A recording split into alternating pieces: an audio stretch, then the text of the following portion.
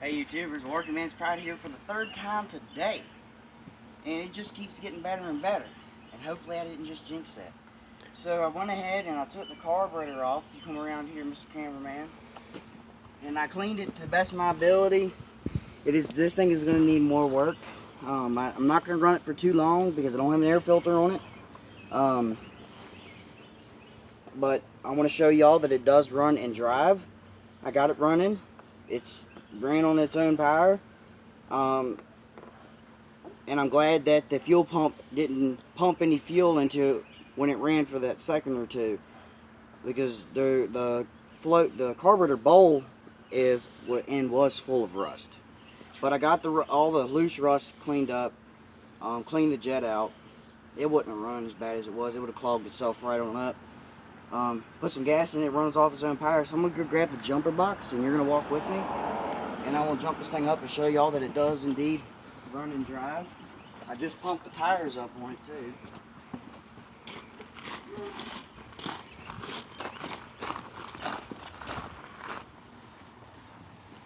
So in the last couple of days I've gotten that one right there running and driving.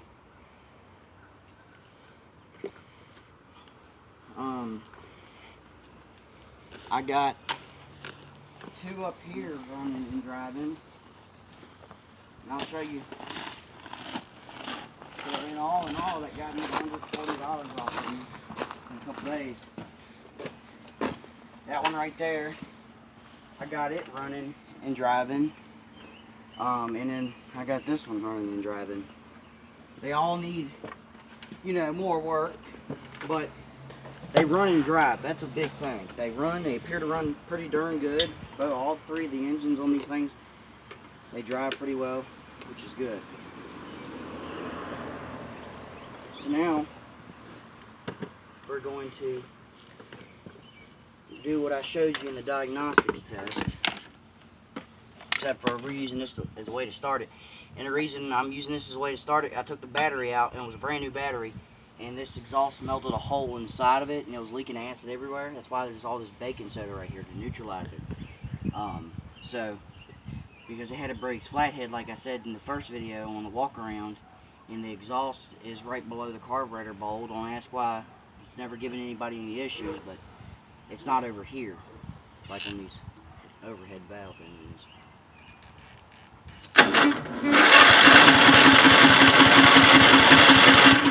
Well, I got to turn the key on because I did this too. Look at the camera wire for me. Let me do this again. Sometimes I'm not the smartest. Now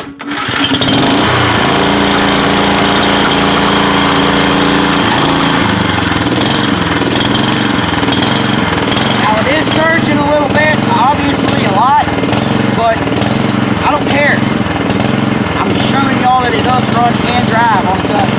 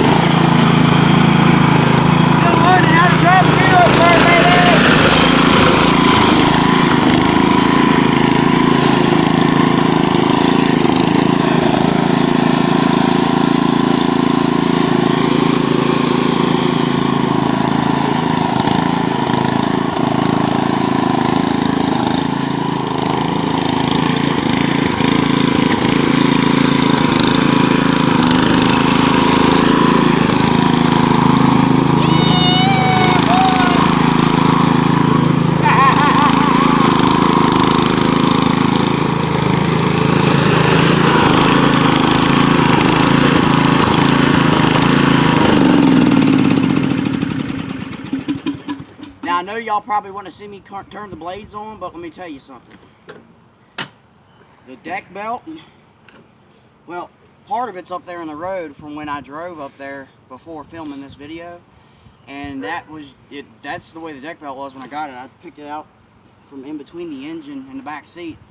Why? I don't know. I really don't care if the deck works. My main worry right now is if it ran and drove, and I'll be darned if it ran and drove in less than an hour. I had this thing up and going, and I'm driving it now. So I think that's always a good deal. $100 I paid for this thing. He showed me a video. He got it running. He just hadn't had time to mess with it after that. He was driving it. He was doing donuts like I was. But y'all, it runs, it drives.